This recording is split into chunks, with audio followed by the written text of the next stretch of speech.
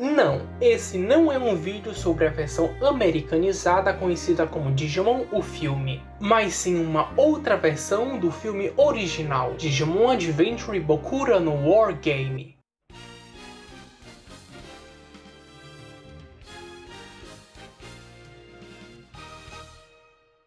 É muito comum ver filmes com versões iniciais do roteiro com muitas alterações em relação à versão final. Às vezes, quando um filme é explorado por meios de múltiplas mídias, como novelizações e merchandising em geral, é possível que elementos que não estão no filme finalizado apareçam nesses outros projetos, porque a produção e finalização deles foram feitas utilizando uma versão inicial do roteiro. Na verdade, às vezes isso é até usado como uma vantagem para as outras mídias, como as novelizações de Digimon Adventure Last Evolution Kizuna, que foram divulgadas como tendo um conteúdo que não estava presente na versão final do filme. Sendo assim, para ter a experiência completa dessa história, você precisaria comprar as novels. Com relação ao segundo filme de Digimon Adventure, no livro Digimon Movie Book, vários elementos da versão inicial do roteiro foram comentados pelo diretor Mamoru Hosoda e outros membros da equipe. Eles explicaram no livro que algumas coisas foram alteradas para se adequar ao clima do filme, como o fato de Yamato e Takeru encontrarem um computador em uma barbearia, em vez de uma sala de aula de um centro comunitário, mas houveram cenas que foram removidas devido à restrição de tempo.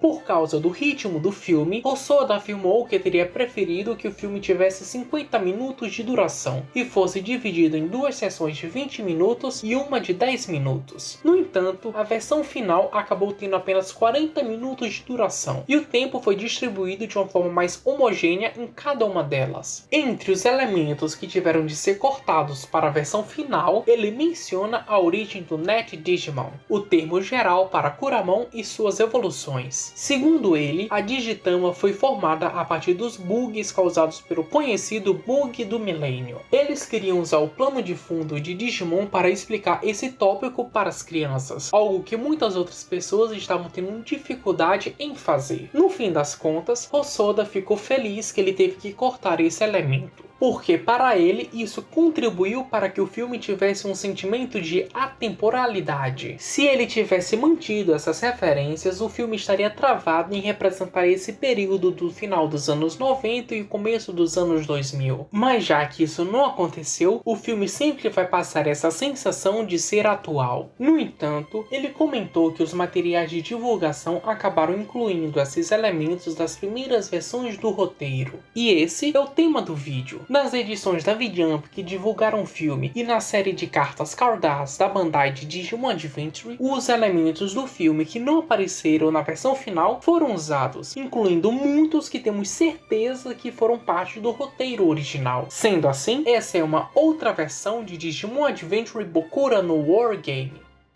Nas cartas é explicado que os bugs do ano 2000 se tornaram a Digitama. Basicamente, muitos bugs se espalharam pela network quando o ano mudou para 2000, e eles começaram a se reunir tomando a forma de uma Digitama que deu origem a uma nova espécie de Digimon, Kuramon. Por mais que ele crescesse devorando os dados da internet, causando caos no mundo real, os adultos pareciam não notar. Kuramon continuou comendo dados e evoluiu para Tsumemon. O seu objetivo era alcançar o estágio criança. Ele passou a absorver dados de sistema de transportação e então começou a enviar e-mails para Taiji e outros no mundo real para provocar eles. Tsumemon eventualmente evoluiu para Keramon em uma network de parques de diversões do Japão. Devorando os dados de lá, ele causou problemas nas atrações, bancos e restaurantes do parque. Foi então que Greymon e os outros surgiram para combater ele. Quando Greymon e Kabuterimon chegaram, Keramon começou um processo de evolução rápida utilizando os dados que ele armazenou. Primeiro, ele evoluiu para o estágio adulto, Chrysalimon. Nesse estado, ele agora poderia infiltrar qualquer rede de computadores com facilidade e completamente destruir elas, não importando o quão poderosas suas proteções fossem. No entanto, se deixado em paz, ele não costuma atacar, preferindo se concentrar em absorver dados. Mas mas ele ficará com raiva se for atacado. Então ele começa a contra-atacar utilizando seus 6 tentáculos que têm alto poder de ataque. No entanto, ele não ficará nessa forma por muito tempo.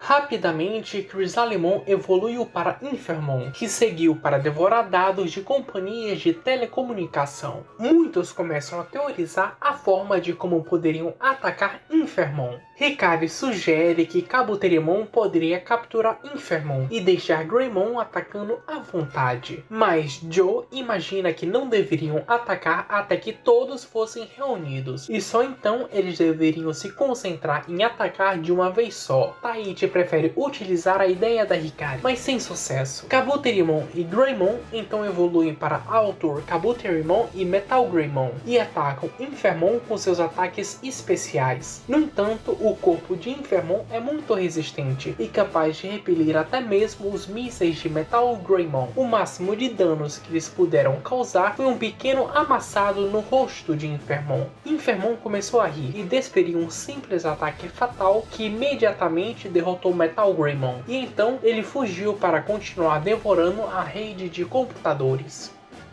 O plano de Infermon é invadir computadores que controlam mísseis nucleares. Ele pretende iniciar programas de lançamento de mísseis e começar uma guerra nuclear. Infermon passou na rede de museus do mundo da internet e devorou dados de diferentes tipos, evoluindo para o corpo supremo Diablomon, um poderoso Digimon na forma de demônio, que foi criado a partir dos corações malignos da humanidade. Seu poder é tão elevado que ele é capaz de derrotar 2 corpos supremos simultaneamente. Ele é o inimigo mais poderoso que as crianças enfrentaram até agora, e tem um corpo tão resistente que ele é capaz de repelir ataques de War Greymon.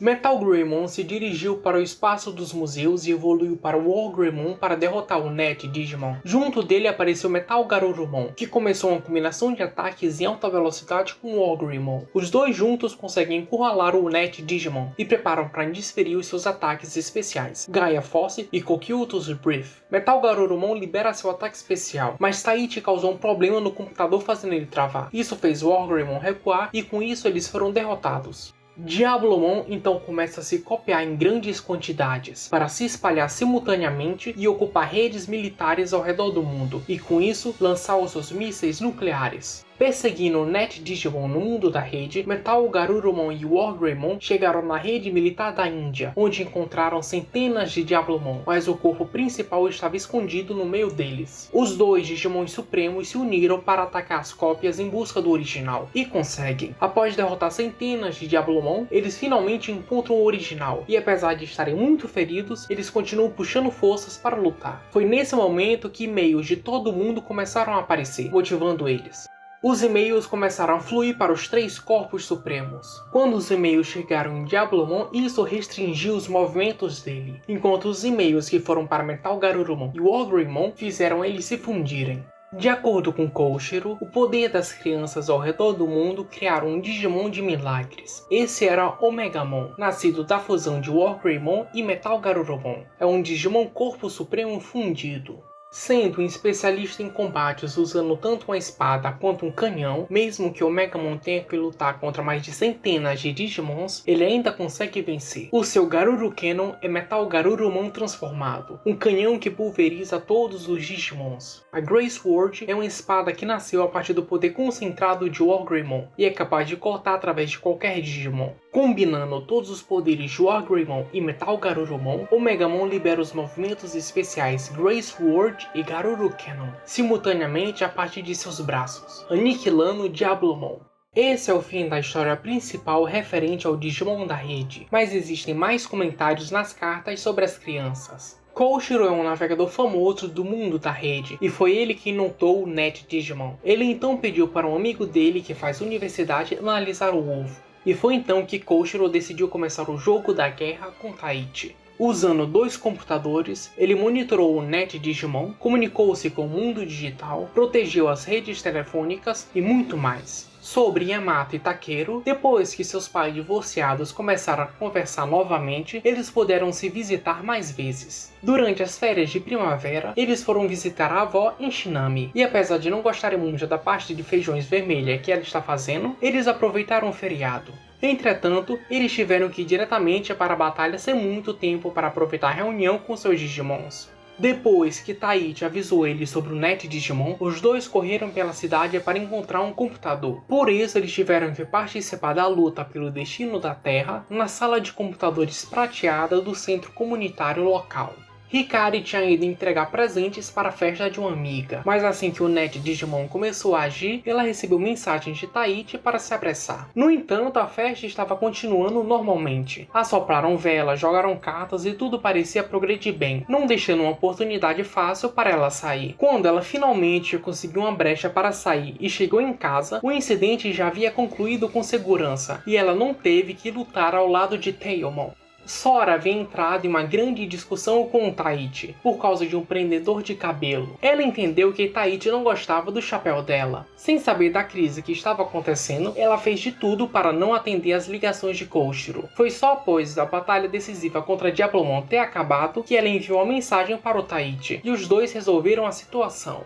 Enquanto Taichi e seus amigos estavam em uma batalha desesperada, Joe também estava lutando desesperadamente. Afinal, Kuramon havia comido os dados da rede do sistema de transportação, causando assim caos nos trens e fazendo com que eles se atrasassem para o exame. No entanto, quando o incidente acabou, o Joe conseguiu sair da sala de exame se sentindo renovado. Quando Taichi foi atrás de seus companheiros, ele só não sabia onde estava a Mimi. Ele só entendeu depois de receber um cartão postal. Ela tinha ido para o Havaí. Como ela estava se bronzeando sem ter preocupações, a crise que emanava do mundo da rede não teve impacto nela.